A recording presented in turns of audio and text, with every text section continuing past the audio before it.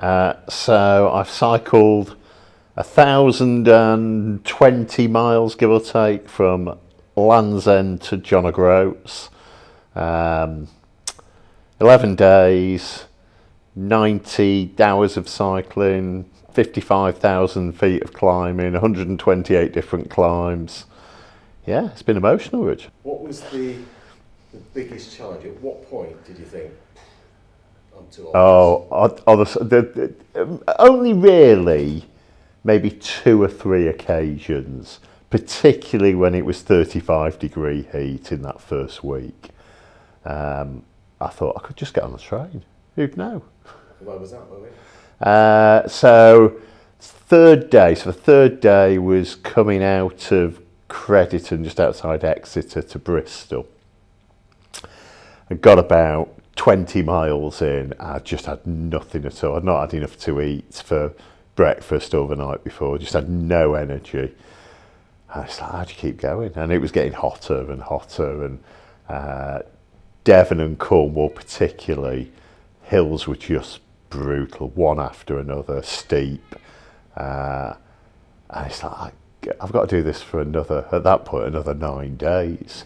I think, yeah, I'm not sure I can do this. And then I had a day, ironically, where I came through Stockport. So day 5, again, another day where probably not eating enough, and my fueling strategy got better as the week went on. So 3 proper meals every day. You've got to have a proper breakfast, got to eat solid food. And you just get used to it. So, I've had a number of instances where you just get inside what you can. Stop at a variety of convenience stores up and down the country. Just whatever you think you can get inside you. Yeah, you've got to try and do that. So the day I came to Stockport, I did 107 miles from Wolverhampton to Chorley. I had a stop off here to see the team and have an ice cream. But then I had 30 odd miles to do going to Chorley, which involved going up Rivington Pike, kind of back end of a day. I'd done a climb, got to the top, went down the other side, and the road was closed. And I mean proper closed. Fenced off. It was like Checkpoint Charlie. There was no way I could get the bike over, round, under. And at that point, I was meeting a mate for a beer in Chorley. I was already half an hour late, and I phoned him. I said, Danny, I'm going to be even later. I'm going to have to try and get an Uber from the middle of nowhere. Fortunate, and I was literally a mile from the hotel at that point, but to go back was probably a 10-mile loop. He said, I'll come pick you up. So he came to pick me up in the car. He said, if you told me your route, I could have told you that's been closed for 2 years. So that was quite tough. But generally, they say this, that days 3, 4, and 5 are the toughest as your body sort of adapts to it. Had you trained? How long have you trained for? Yeah, so I'd done about specific training for the challenge. I've been training since the end of January. So I busted my knee just before Christmas. So I had about 6 weeks where I'd done nothing at all. So I started at the end of January, did about 3,500 miles of training between January and the middle of June when I set off.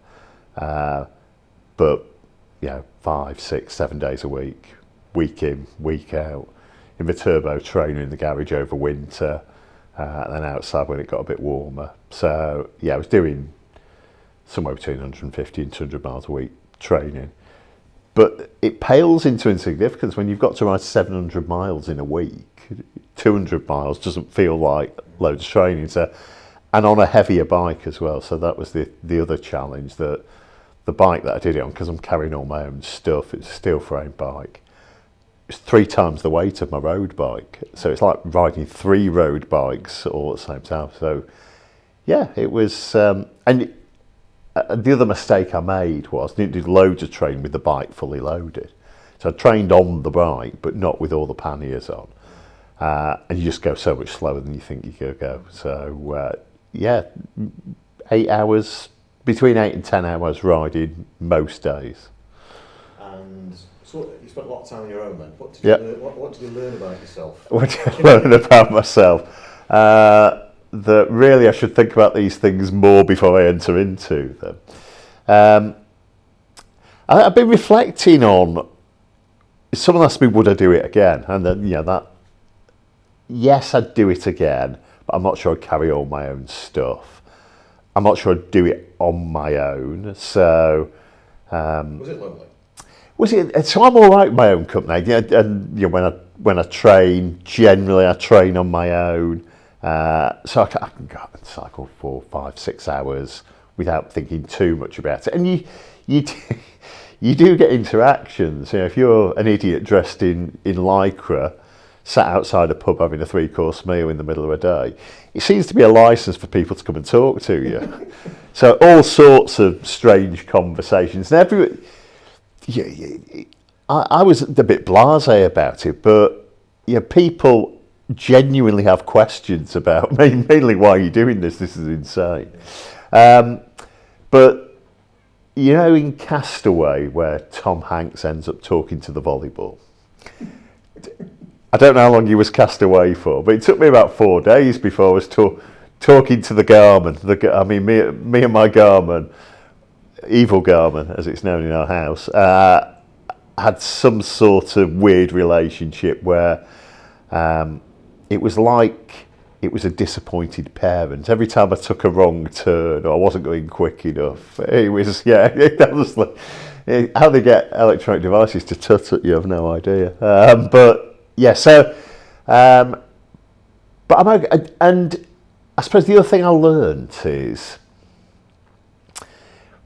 your body can keep going way longer than you think you can. So even though you have kind of those moments of doubt, there was a climb in Scotland that I did that was 25 miles long. Now it wasn't steep, just steady 20, and there's nothing. It was going up by the A9 alongside the River Tay, which it's lovely, but there's nothing there. There's nothing to break it up. So you end up doing weird things on the bike. So you do a lot of maths on the bike, working out, well, if I go at this speed for this long, I'm going to be here, and then my next stop's here, just to keep your mind active. There's loads of stuff to see, unless you're cycling from Inverness, because once you get past Inverness, there's absolutely nothing. It is like Skyfall, if you've ever seen the film Skyfall.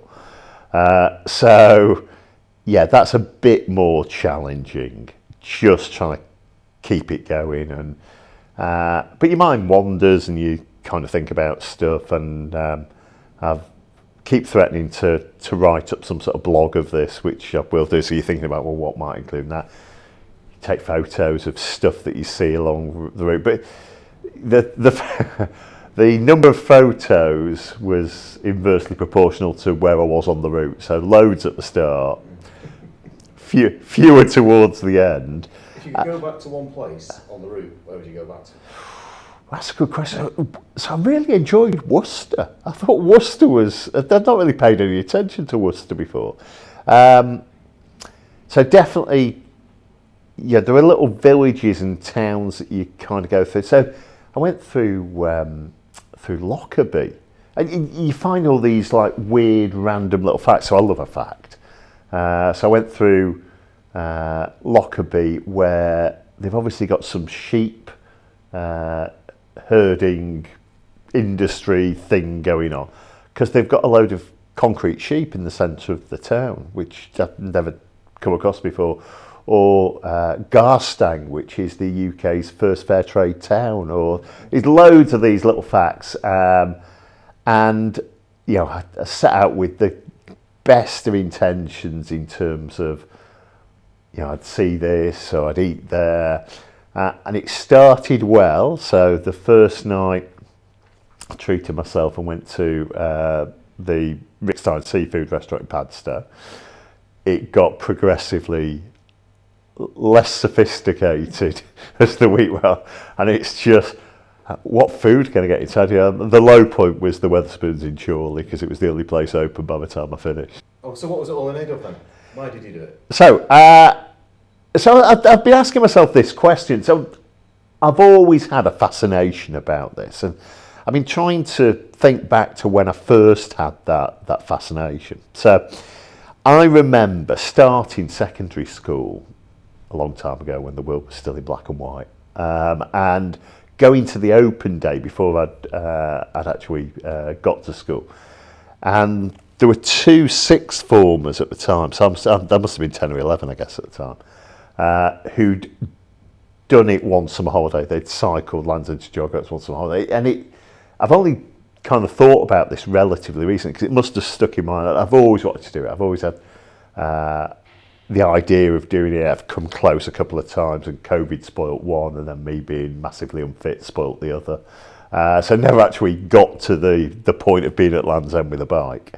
Read a few books about it. I read a book on holiday a couple of years ago that I bought in Rare Mags actually about the record for Land's End John O'Groats, and how it's been chipped away over the years.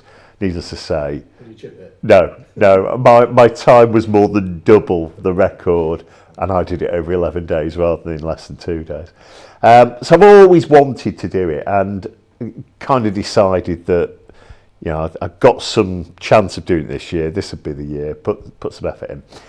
And a few people said, well, yeah, if you're doing it, why don't you do it for charity? And I said, well, it feels like being sponsored to go on holiday, because that's what it was in my mind. Now, the reality of that isn't quite true, because it is quite an effort.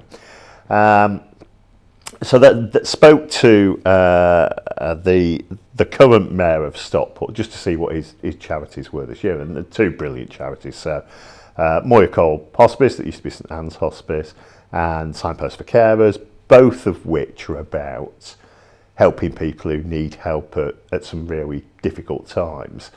And me jollying about on a bike for a few days seemed like the least I could do to help out there. So I've been absolutely humbled by people's generosity, not just in terms of the sponsorship, but kind of messages of support. And I didn't realise so many people wanted to look after me. Kind of message of keeping going, asking how I was when it was blazing hot outside. Was I still alive? I'm taking that as a positive, not a negative. And someone else asked me about what was it like on the road, and the route I did was mainly on the National Cycling Network. So some of it is road, but some of it is trails and, you know, reclaimed railway tracks and whatever. And you know, genuinely had very few problems with traffic. People were pretty respectful. You know, when they see you basically carry around a small house on a bike, they tend to take sympathy with you.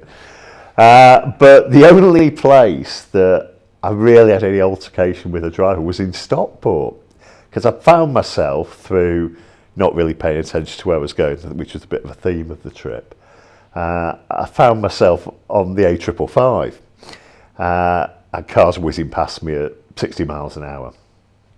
And I was coming up to Hamforth Dean, and an older man and woman pulled alongside me in their little car, wound down the window and said, "You're going to die." And I don't know whether it was a prediction or a threat.